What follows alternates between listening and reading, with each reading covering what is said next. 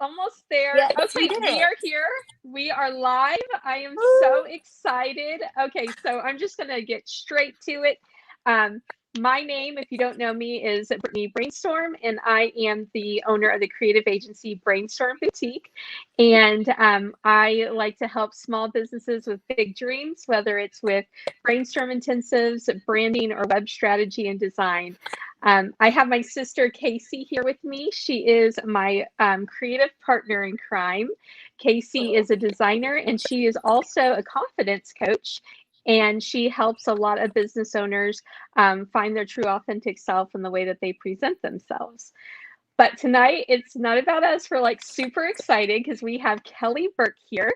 And Kelly, I'm going to let her give the details on herself, but she is an on-camera and video content coach, which is so important in today's day of social media and all of that stuff. So I'm going to let Kelly introduce herself, give her background, and then we're going to get a little more in depth. Okay. So Kelly, over to you. Ladies, such a pleasure to be here. Thank you for having me. I'm excited, just as excited as you are.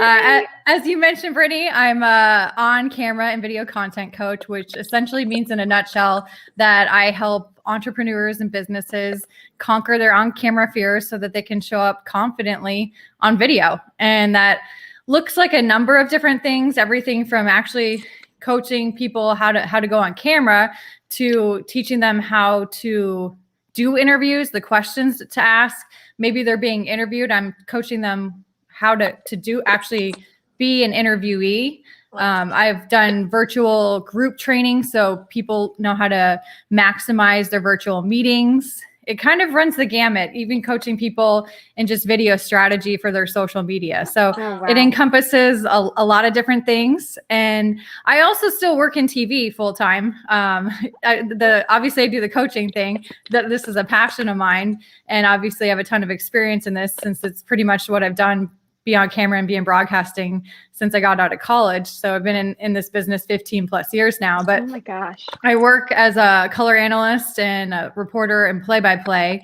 And so essentially I am an announcer, a sports announcer for live college games. So essentially when you turn on ESPN or CBS Sports, I'm one of the announcers you're hearing or watching calling the game. And do mostly work as an analyst. So essentially what it means is that I'm the person that is the why person. Why is this play happening? I'm breaking down the plays and I'm educating the viewer why something's happening. So I do that and do some national broadcasts and do a lot of regional broadcasts and travel pretty much weekly, about 8 or 9 months a year. And this on-camera video content coaching thing developed during COVID. And we can get into that a little bit more too.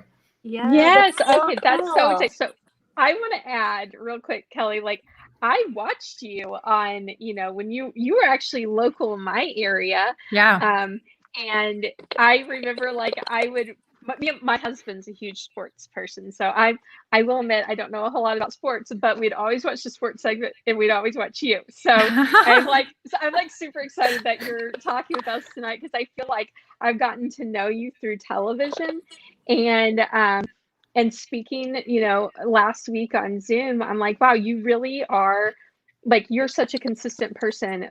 I can tell that who you are when you show up on camera is the same person that you are in real life. And it just makes me so happy to know that. That's good. Well, as I was telling you last week, you find two types of people on TV, and I've literally experienced this myself in my career, is that you are either exactly who you are on camera is exactly who you are off camera. And that's who I am, is just, I'm authentically me on camera. And the same thing, if you ran into me in the grocery store, I'm going to act this exact same way in a grocery store if you're meeting me for the first time. However, there's a whole group of people that are on camera and you meet them off camera and they're the complete opposite, or, they may have this amazing personality on camera and they're a jerk off camera. And I've definitely had those encounters with people, especially at the national level, when I was a younger broadcaster, where you'd meet somebody pretty famous, or especially in sports, meet somebody, a national level broadcaster at a game, and maybe you idolize them, and then you meet them and they're not very nice, or they're just not who you thought they were. And that doesn't happen a lot, but you definitely do have those people from time to time, and it's such a letdown. Yeah. Oh my gosh. And I bet that is the experience that sets out the most a lot of the times, whenever you're like, oh, well, you remember that a lot. But it's so good, like, to see someone who lives their true authentic self off camera and on camera, and you're able to help others do the same. So Casey, do you have any questions for her before I have her get into the COVID story? How do you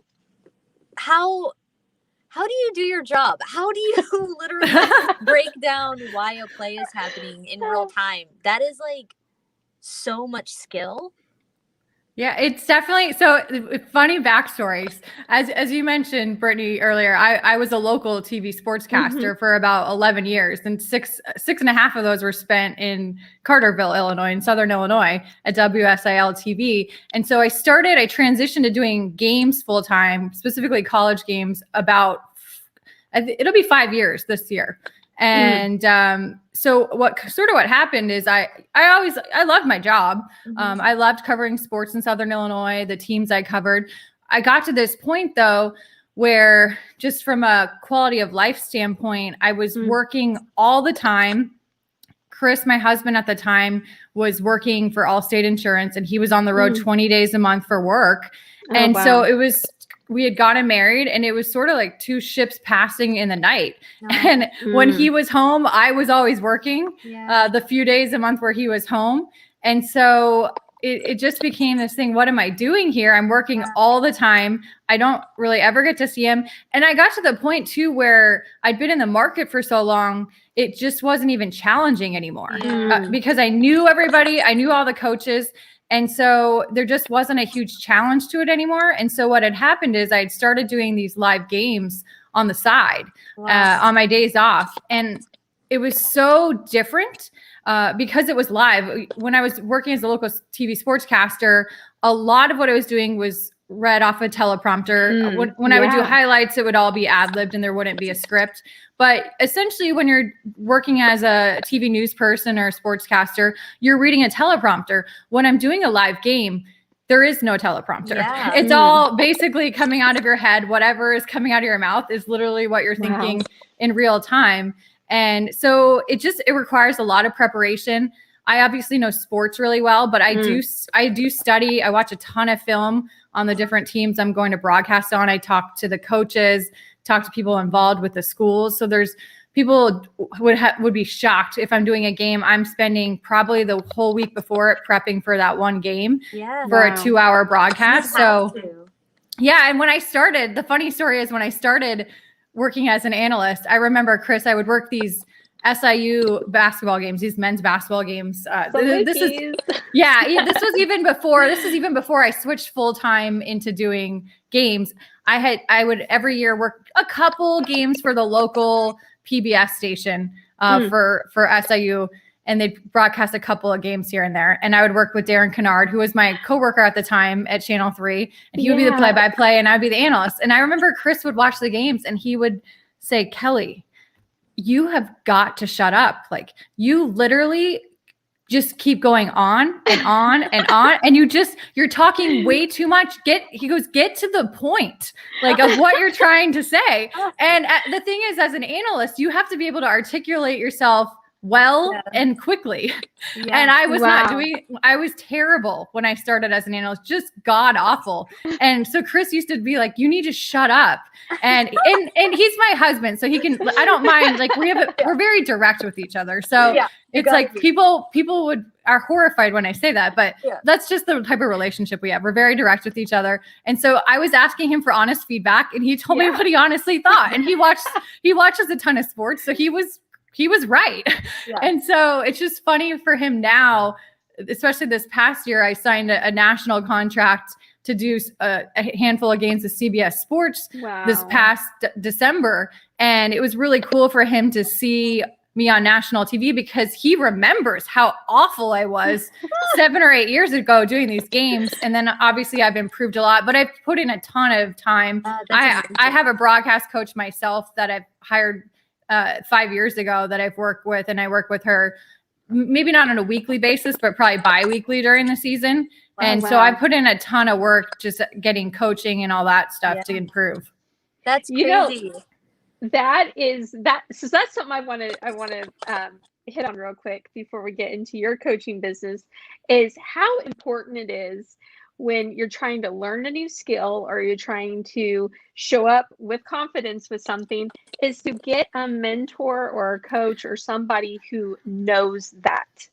Absolutely. That topic. It's huge. It's everything. Literally, my career, the trajectory of my career changed when I hired a broadcast coach. And she specifically works with sports broadcasters.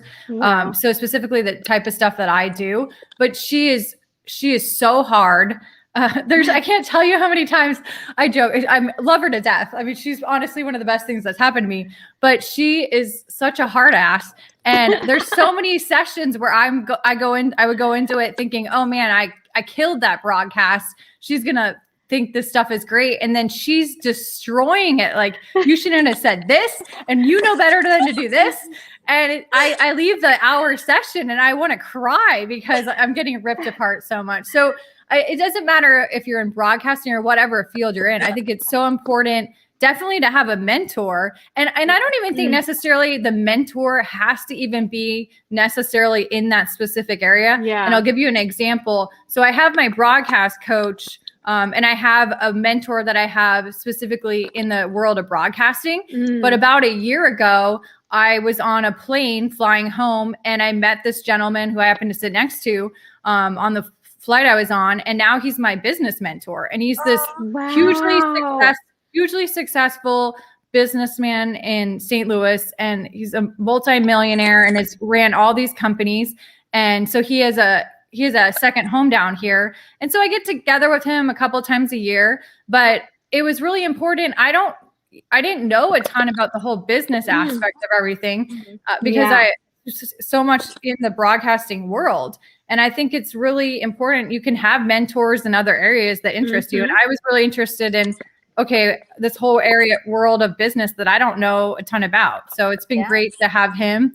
So definitely have a mentor. And if you can get a coach in something that you're trying to get better at, whether it's public speaking, whether it's being on camera, whatever it is, maybe you want to improve your fitness, hire a trainer. Yeah, it's really important to invest in yourself. I think when you are able to actually invest the money in yourself, it shows that you're serious about getting better. Yeah, absolutely.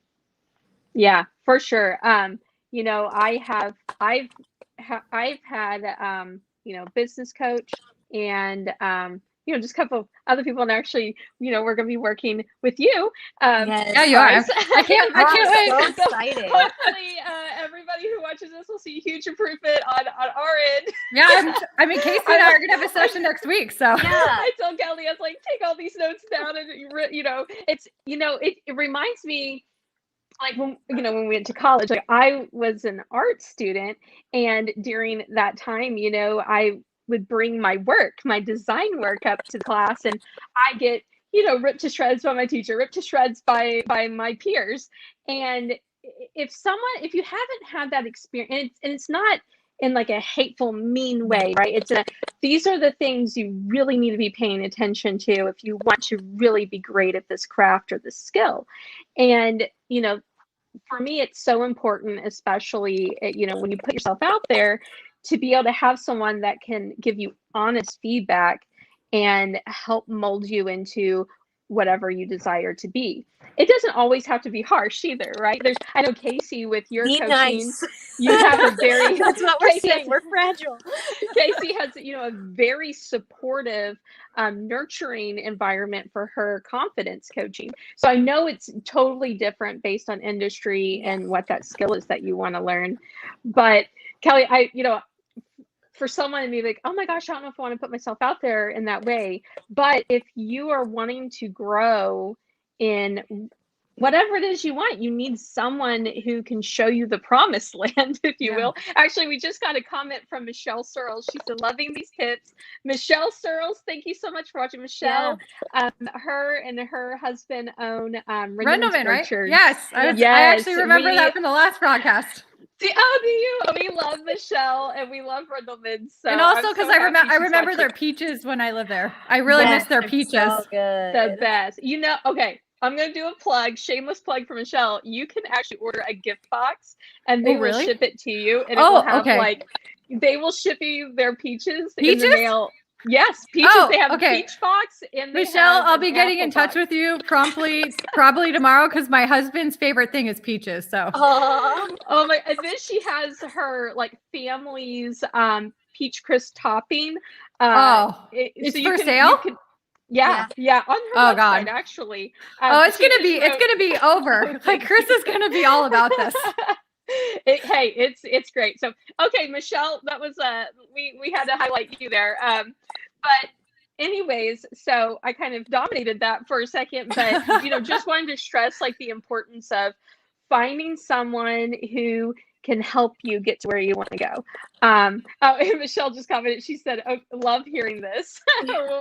We love that you're watching. So Casey, do you have anything you want to ask before I have her tell her COVID story?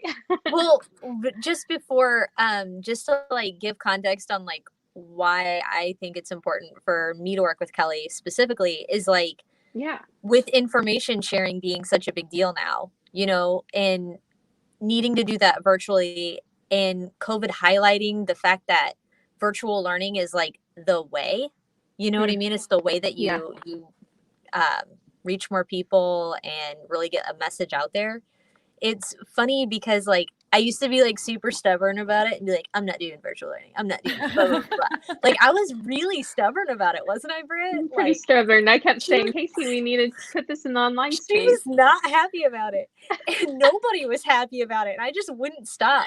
And I think that whenever I talk to you and you were able to be okay, we actually can figure out a plan in order for you to be able to keep a good space and tighten up some areas that I feel I need to tighten up on video, because it is such a different thing, looking at yourself and the other people. It's weird. It's weird. It's a mind trip to stare at yourself in the computer. Yeah. Right. And so just knowing that you were, because I was I just don't know how to be warm and professional over video. And you're oh my gosh, I can literally teach you. It was that brought about a whole new aspect to my career and what I want to do and the messages that I want to send people and access. And I just think that that's just another aspect of what you do that's so important, is just being able to actually help people expand their businesses and expand their dreams and expand things that they didn't think that before was even possible. Yeah, absolutely. Totally. And especially for you, the virtual part of it, and this goes for anybody, if you want to broaden your impact, you can do that virtually. And I'll give you an example. I did a training for a company out of Canada last week and trained a group of them how to maximize their virtual meetings, because they're based all over Canada and the US, all different time zones. And because of COVID, they're not going to visit their clients in person. So they're having to meet with their clients virtually. And so they wanted training on how to be able to do that effectively. And it was just this message I got on LinkedIn about it. And again, they're in Canada. And if I wouldn't be doing stuff virtually, because essentially, honestly, pretty much all my coaching is virtual. I've coached one person in person because they live here in Florida near where I live. But pretty much every client I've coached has been virtual. And that's the fun part about it, is because I'm meeting these people, Kansas City. It's all over the place. Long Island, the clients are all over the United States, but it's fun because you develop these friendships and networks all over the country, and it just expands your circle of influence. And I just think, because what you're doing too, Casey, it's so important. And as I told you last week, it's so unique. The comedy aspect of it, it's just, for example, my niche area, there's so many video coaches out there. If you went on LinkedIn, there's a ton of them. But if you're hiring me as your on camera, your video strategy coach, you're hiring me because you resonate with something I'm saying, or resonate with some part of my personality. Right. People they're not going to you just because, oh, she coaches in video. You could hire 1,000 coaches out there on LinkedIn. So it's about you. And that's why, same thing with you. People are going to come to you because of your personality and your background in comedy specifically. I love it. That's great. I'm so excited. I'm so and something that came up, Brittany, from what you were saying earlier, just about the feedback aspect, is if people can flip how they receive feedback and stop looking at it as strictly a negative thing and this thing that tears down your self-esteem, it's going to totally transform how you look at things. Because I've gotten to the point now where I almost like it when I fail at something, or have this something where I have a bad broadcast or something negative or some sort of failure in something happens, because I don't look at it as a negative thing now. I look at it as a learning experience and something that I have to get better from. And I use it constructively. But that's not how naturally we're built to think like that. So you sort of have to transform how you think in that regard. Yeah. Yes, that is such an important, I'm so glad you said that, because I feel like there's a lot of, okay, I'm going to try to make some sense of what I'm about to say, but we're in this online space where I feel like there is a lower barrier to entry for some things, right? I see a lot of people starting, design businesses like I have, and they have never gone through like a formal program before where they have experienced that feedback process. And so as a result, I have people that I know who are like, oh, my client hated this. They really tore it apart. They didn't understand my vision, or, it suddenly became like this anxiety thing because they had never actually experienced that. Someone coming back and saying, no, I don't like this. And for someone, they may not have a trained eye to be able to tell you why they didn't like that design that you did for them. They just know they didn't like it. And so then you're having to sift through that and figure that out. So, that's just kind of from that world. And in a world where, anyone could start, a live stream or a video podcast, they don't know what they don't know. And so having someone who's like, actually, I am trained in some of these things. Let me give you that feedback that you may have missed out on by not learning it in a formal way. Not that you have to, it's just helpful to have that guidance, I believe. Certainly. And that's what I tell people too, when I'm talking to them about what I do as a coach, is I still work in the field. It's not like I'm retired I'm still working full time in the field. And so literally what I'm teaching you, I'm practicing myself, and I'm seeing as things change in the broadcasting industry and trends happen and new platforms and all sorts of stuff we have to be aware of that's ever changing. I'm literally living it in real time. And I think that that's unique from all the other video coaches that are out there, is because I'm literally still in the field. So important. So Kelly, I want you to go into the story, the background of what ended up leading to what you're doing now. Yeah, it was crazy, because so this was not even on my radar at all. And then it would have been, I guess, March 2020. And I was on my way to a conference basketball tournament. I was supposed to call a women's conference basketball tournament game. It was I think a Thursday. And I was about an hour from the arena in Peoria, Illinois. And I got a call from one of my bosses, and he goes, hey, turn around and just drive straight back to the St. Louis airport. Okay. We're about to cancel this tournament. And so you should just fly home. You just get, call Southwest and have them book you on a flight right away. And I said, okay. And so I flew home back to Florida. And I'll be honest, I thought okay, this COVID thing, there's an outbreak right now. It's going to be fine in 2 weeks. I figured a month max. Yeah. Okay, it might affect the end of basketball season. I'll be back calling softball games by April. Yeah. And literally, we know what happened. That was not the case. Very short-sighted on my part. And so essentially, 85% of my income comes from doing live games. And so all of a sudden, it's like the sports world everywhere, not just college sports, every professional sport, it's shut down completely. And there's no timeline for when it's coming back.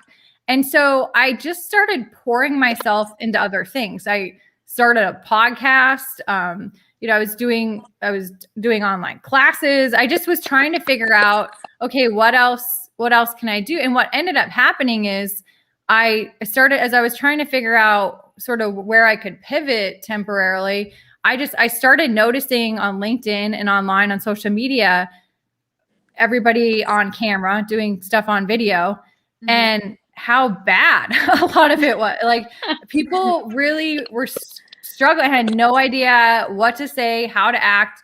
There was just so many things that I take for granted as a broadcaster that are second nature to me now. However, if I go back 15 years ago when I started, I was doing those same things 15 years ago. Now it's second nature to me. So it's stuff the average person doesn't know. And so I realized really quickly, people need help. Like not just broadcasters like me, college students entering the field in broadcasting. Who really needs help is entrepreneurs and businesses, because everything was going to video. I saw a stat last summer, and it said something to the effect of, by 2022, 82% of the internet traffic is going to be video. Wow. And so I realized that if you're not doing video, whether it's you on your own social media channels trying to build your brand, or doing some sort of video for your business, you're missing out on an entire group of people that could potentially be your customer or your client. Wow. And so I obviously have a gift in broadcasting, and I wanted to be able to help people because it's not hard. All the stuff I teach is very simple, and it's all very applicable. I always tell my clients, what I'm teaching you in a session, you literally are going to get off here and you can go apply it right away. It's not like you have to wait 5 weeks from now or 5 months from now to see a payoff. Literally, if you do some of the stuff that I'm teaching you, you could go do it tomorrow, and you're going to have to practice it, but you could literally, it's applicable right away. Yeah.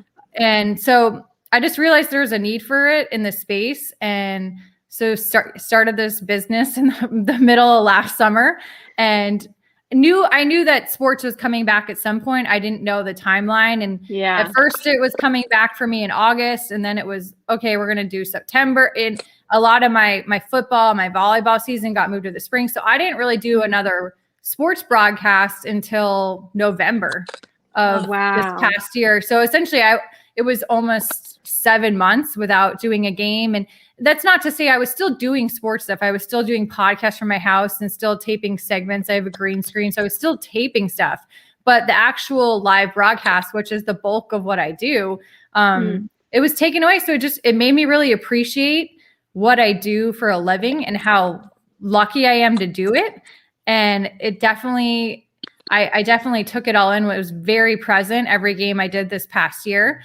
Wow. However, I realized when I started doing the coaching thing too, how much I love this aspect of it, being able to give back to people and to show them this world of going on camera, and just watch, more than anything, watch the transformations that people have had. There was one gentleman I coached, and he's in his 60s, so he literally had no experience doing any sort of video, and he's in sort of the financial accounting world, and was super nervous to do anything video related. And to see his transformation that he does videos every week now, and I mean, and he would ramble and all these bad habits, and so he was a total project.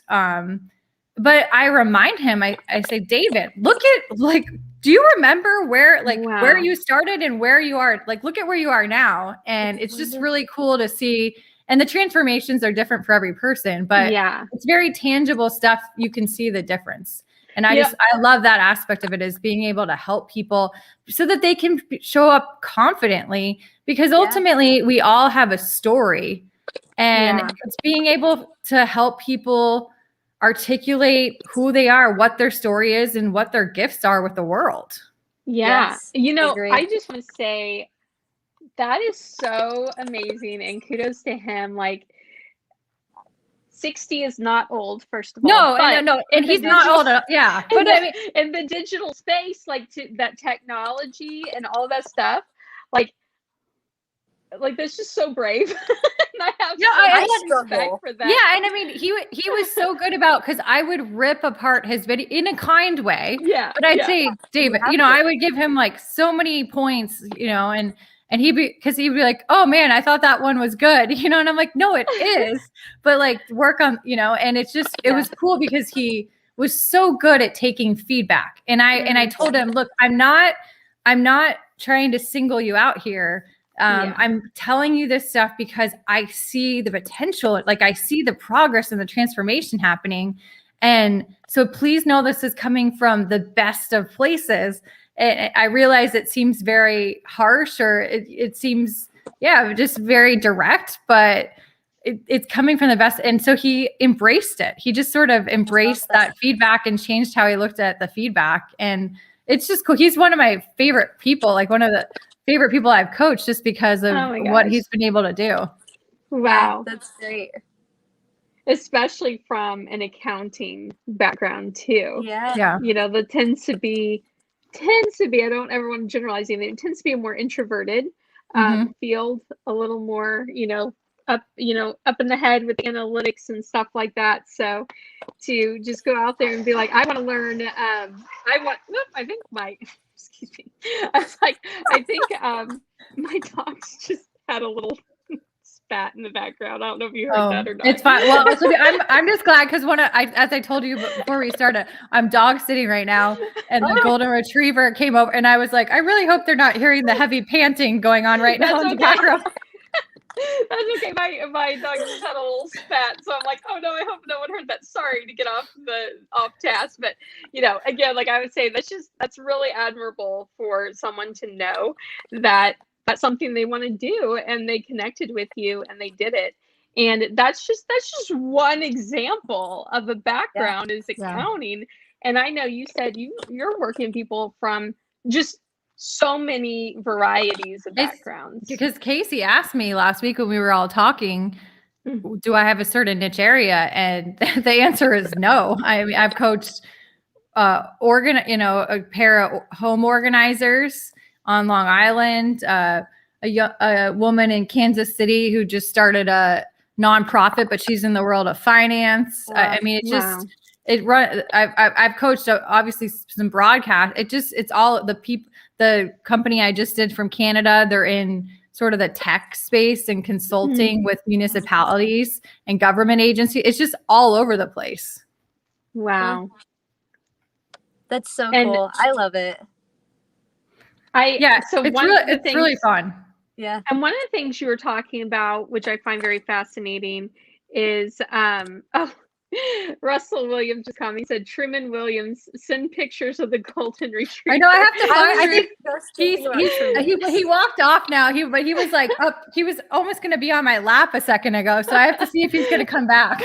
Russell, you need to comment your pictures of Truman in the comments so we can see. Break the internet. Truman is the Russell's golden retriever is like it's a little influencer is what it is. Yeah. Oh, nice. But one of the things that I find interesting, so you were mentioning sales over video, because I don't want to say it's easier, but there's a skill when you're doing sales in person, and you can read the room, and you can, exude warmth, if you will, and maybe the computer screen can actually take away from that to some people.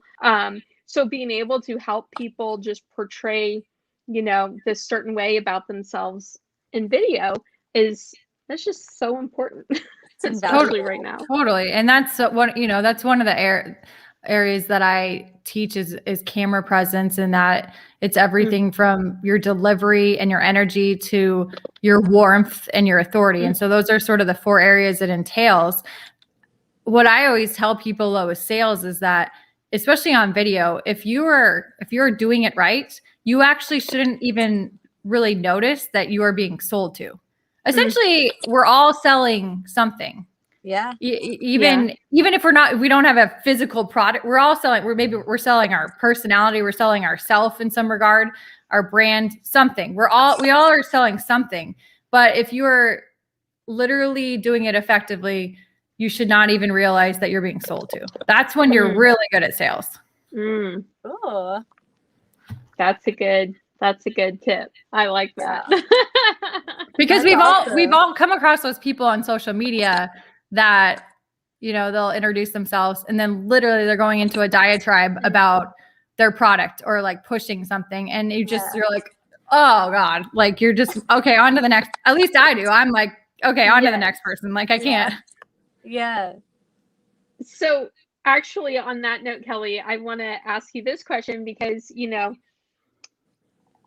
I'm coming from like working in the, the real world, if you will. And then during COVID, I started my business and it's basically an online business, right? And meeting people via Zoom and things like that. And I wasn't aware of the online space and like the sales tactics online and like the cold DMs I would end up getting from people trying to sell me their services and things that I don't do, because to me, it doesn't speak to how I want to be as a person, as a business. So I try to make sure anything I do doesn't feel sleazy and feels, full of integrity. That's how I try to live my life. But have you had that same experience, or is it just me?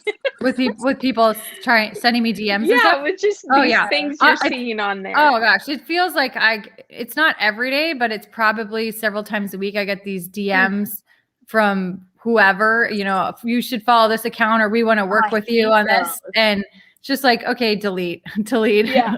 It's never it's so inauthentic. It just is so inauthentic. And the bottom line is it's as I was telling both of you from watching your broadcast last week, you're just both so authentic. And that's like the sign of why you want to work with somebody. Is because they're real, and what you see is what you get, and you feel like you can trust them. And there's just too many people out there that their motives are all wrong. The bottom line is, if you're bringing value to your space, whether it's on social media, the website, whatever you're doing, if you're bringing value in some way, and it doesn't even have to be you selling something. It can just be you putting out information, free information about tips about something. What happens then is people start following you, and they start seeing you being really consistent in a certain area, and they might not come to you right then, but if they need something in that space, it might be 6 months down the line, and they're like, oh yeah, Brittany, like she does all this stuff with marketing and with brainstorming. I should go reach out to her. Or Casey, she does all this confidence coaching. Like I've been watching her, the stuff she's been putting out on social media, or on the Brainstorm Boutique Lives, and the value that you're both bringing every week by interacting with other people there in the community. It's just, the consistency is a huge part of it. It's just the showing up. Yeah. Yes. Okay. That is the biggest thing when I talk to my clients, is like, just do it. So many times we get hung up on being perfect that we don't even do it. And sometimes you got to do it not perfect. So then you have this data, if you will, this data to go back on. And then you can refine it, because now like Kelly, you could go back and watch all of our live streams before. I could. Consistently, I'm seeing this, and this, and we need to tighten this up, And for me, like, I just believe in always doing things that make you better. And you have to seek those people who know how to get you there, because if you don't know what you don't know. Totally.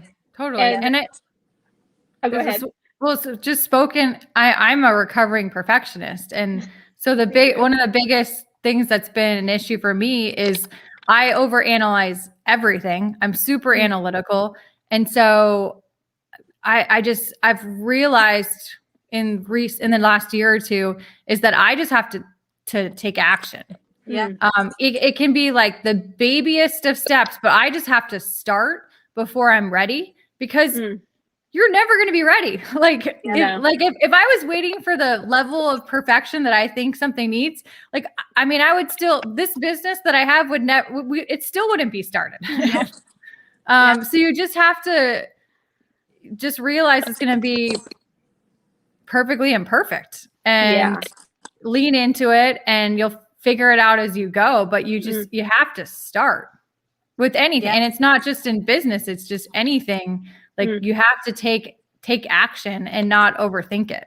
Yeah. That's like a lot of people in joke writing, specifically on stage, they'll be like, you see good comedy, you see bad comedy, but the bad comedians, they're there gathering the laughs like data. You know what I mean? And they're figuring out, okay, I should lean in harder on that one. That joke didn't work out. This blah, blah, blah, blah, blah. And it's like that, having that stage and having like a club where you can go to do those things are so important.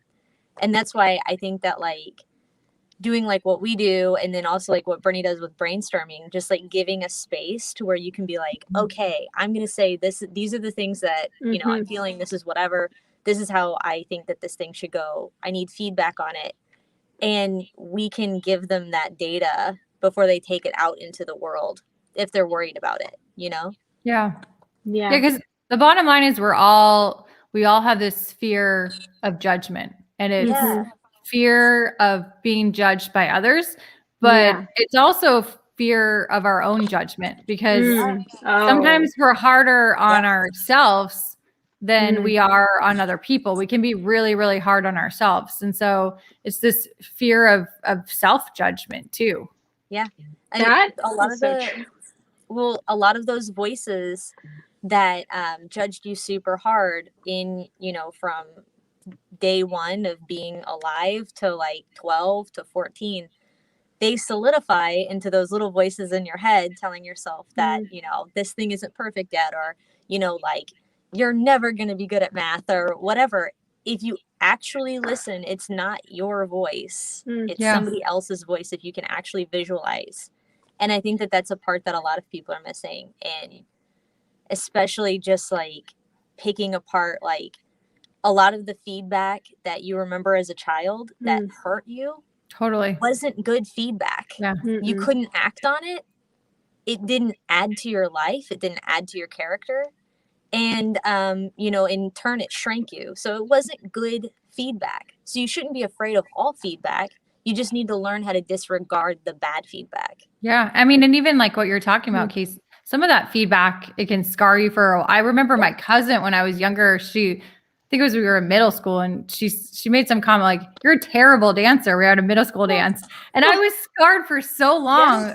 And now I love to dance. Not that I like am dancing all the time at places, but I got to the point where as I got older, more so in my 20s, where, you'd go out with friends to a bar or a club or something. And I realized I love to dance, and I just didn't care. Like, I'm like, I might be a terrible dancer, but I just don't really care.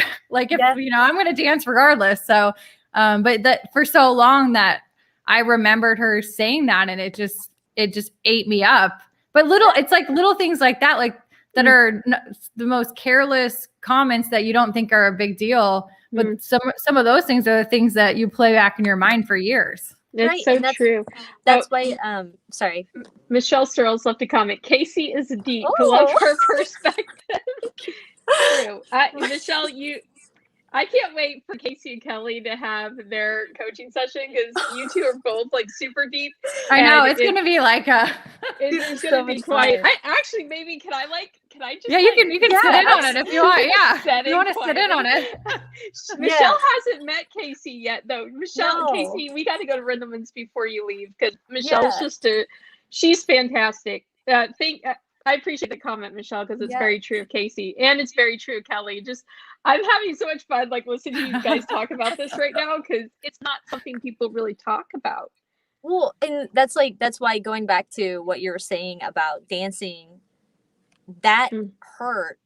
But your husband saying that, like, hey, these are actionable things that you can do to improve the way that you present yourself whenever you're doing sports analytics. Like, he gave you the steps. Like, people will go up to other people and they'll be like, you need to be more confident. And it's like, put me in a direction. You need to give me the next steps.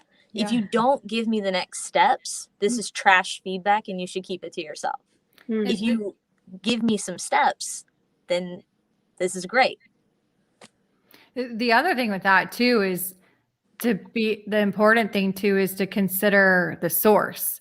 The source of the feedback. And I'll just speak to when I was a local sportscaster.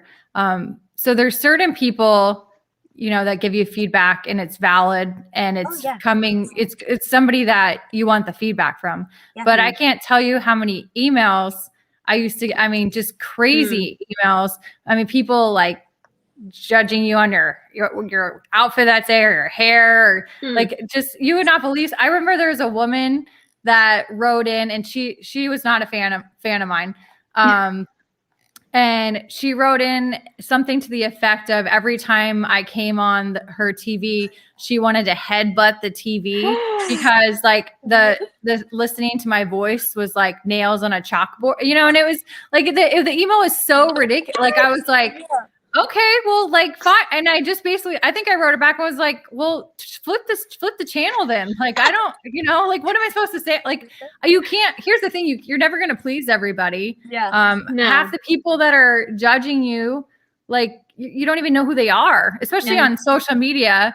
You can get lost so easily, especially on Twitter in particular, just people like keyboard warriors that I remember when I used to cover SIU basketball and, Coach Barry Hinson, he used to be the coach, and he would talk about, these keyboard warriors and that they're, these 55-year-old guys eating Cheetos in boxers in their mom's basement. Like you just have to have this image of who the people are that are making these comments. Like they don't have a life. Yeah. I'm not saying like some of the comments on social media are valid, and there's times you should be called out on stuff, especially if you do something wrong or cross a boundary or say something wrong and, say something inappropriate. But in general, you have to consider like there's certain people you want to be taking judgment and feedback from. And then there's a whole other group that you just can't care. And fortunately, just being in the profession I'm in, I've realized pretty quickly I had to do that because otherwise it could eat you alive. Yeah, it really can. And that's a relatable story really quick.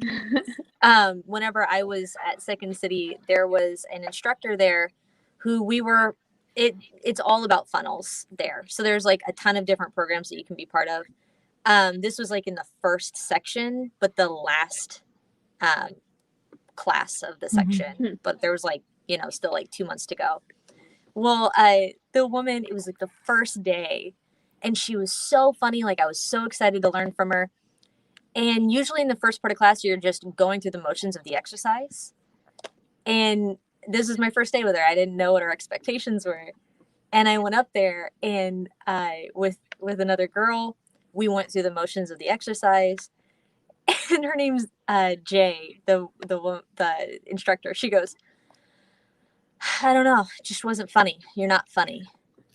She goes,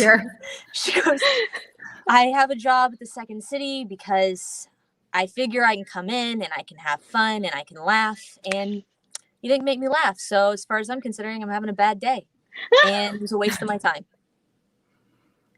She just goes, all right, sit down. Next up. Just like, Jeez. Like, that was the meanest thing Yeah. I've ever been told. Yeah. So I think I'll be okay for the rest of my life. And after that, I made her laugh every second that I was up there.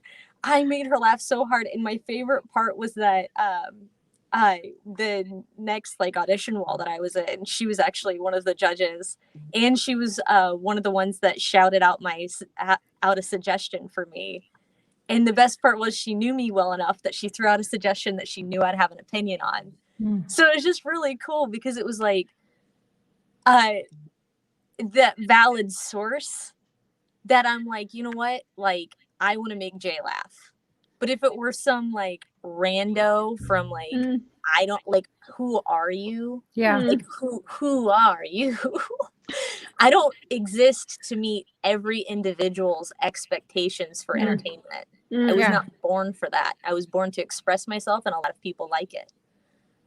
If one person doesn't enjoy it, that's not enough to sway me I'm wrong.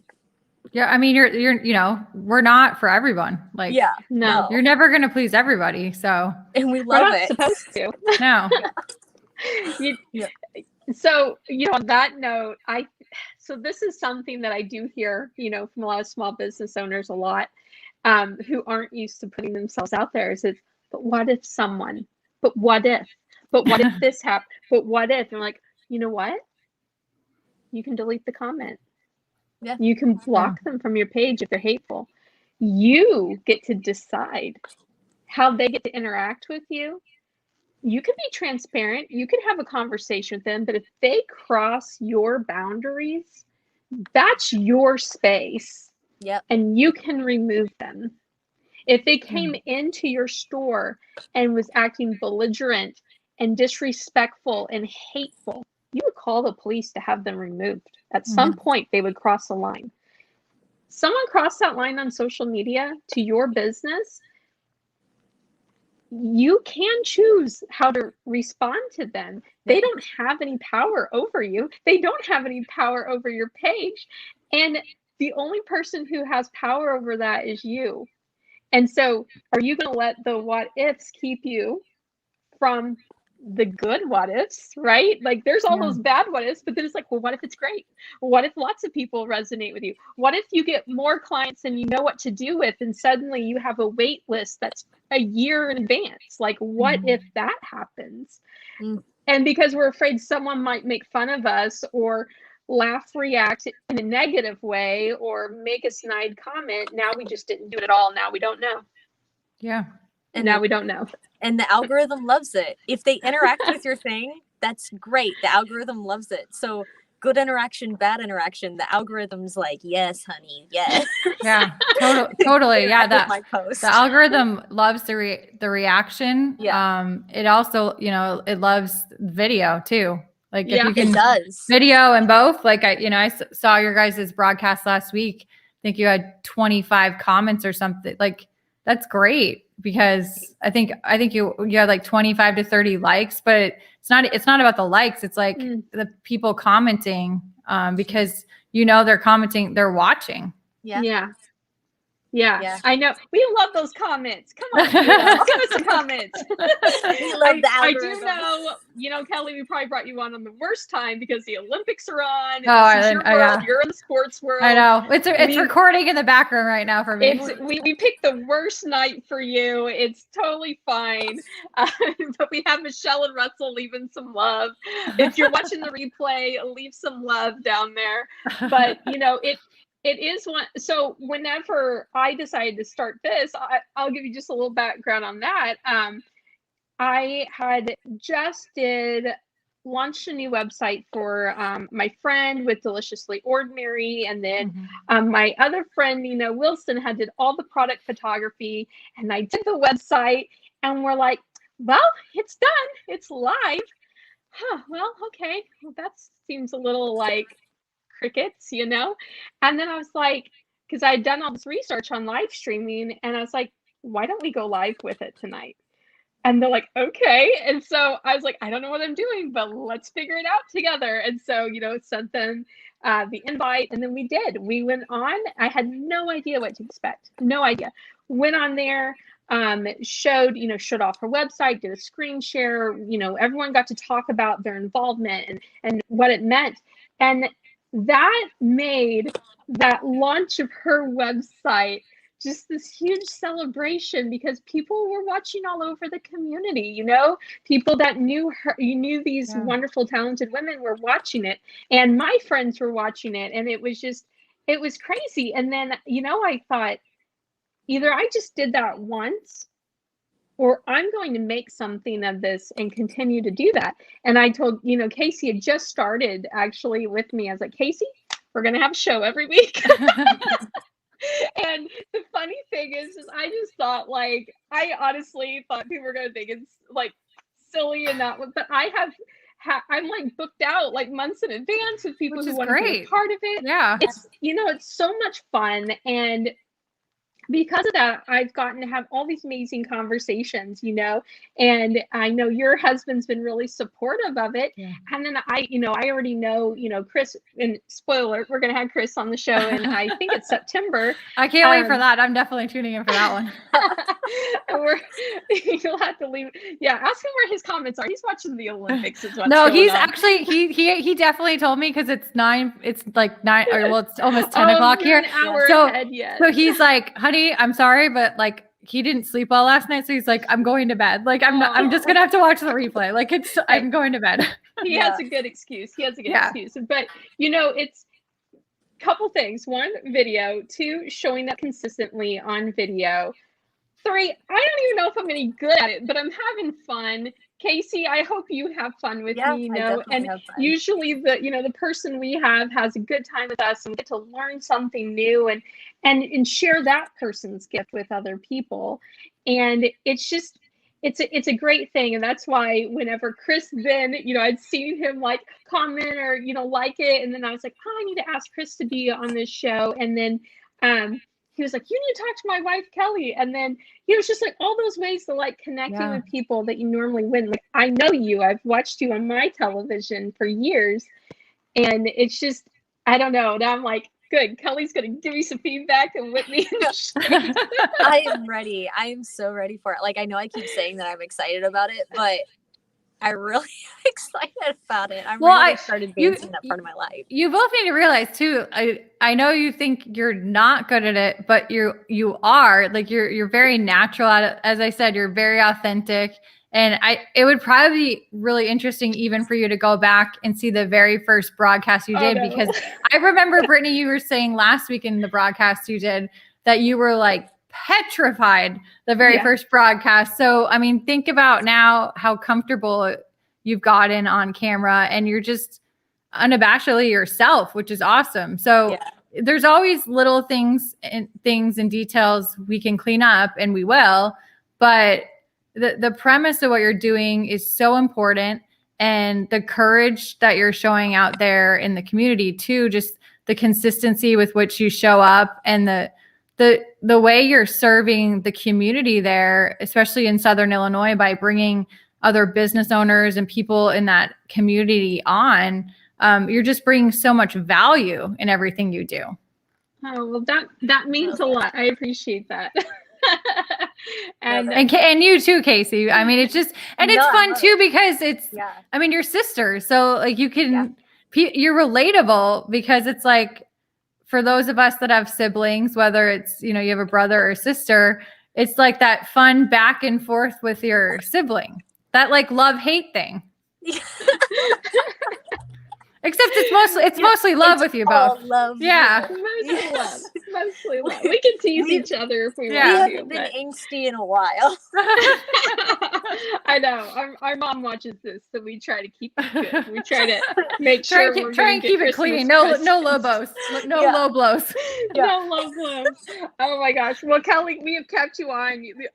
Almost a full hour, and we really, really appreciate your time, especially knowing you're on the East Coast and you're an hour ahead of us.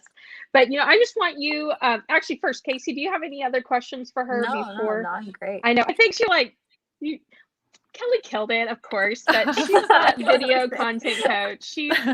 She's a professional. Yeah. Kelly, I just want you to tell people how they can work with you. What kind of people you're looking for to work with. I know you work with a lot of different people, but how can they get in contact with Kelly Burke?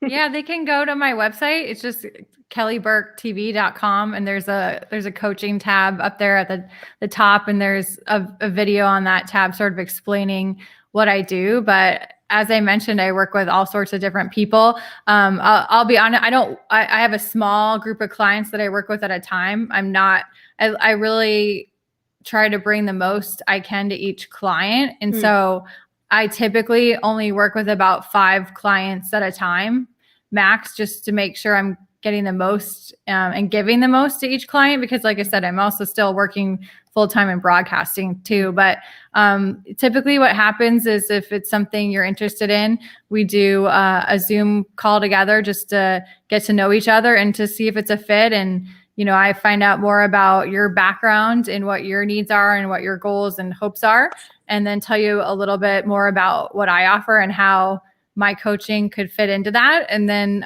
if it's a fit for both people, then we start working together.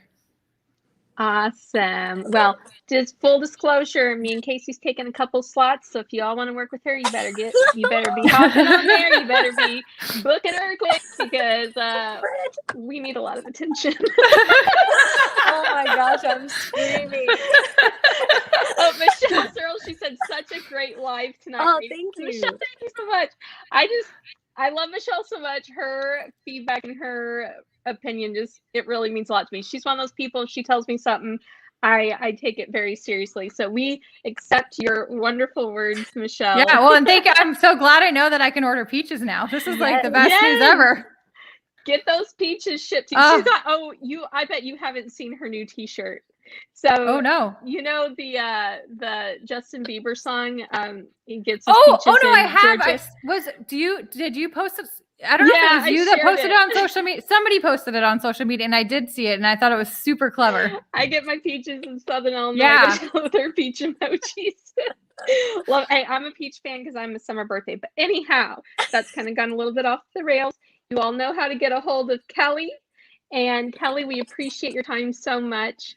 And I'm excited to have Chris on the show, and I'm excited to work with you. So yeah, no, I'm super excited. Oh, and I'm also at Kelly Burke Sports on basically every social platform, cool. Instagram, Facebook, and Twitter. So I will put the links in the comment. I'll go back in and update the caption and have those links in there, so you guys can just click on that and get in touch with Kelly and follow her and see all the cool stuff she's doing. So you have a wonderful evening. Thank you so much, Kelly. It was so fun. I'll talk to you soon.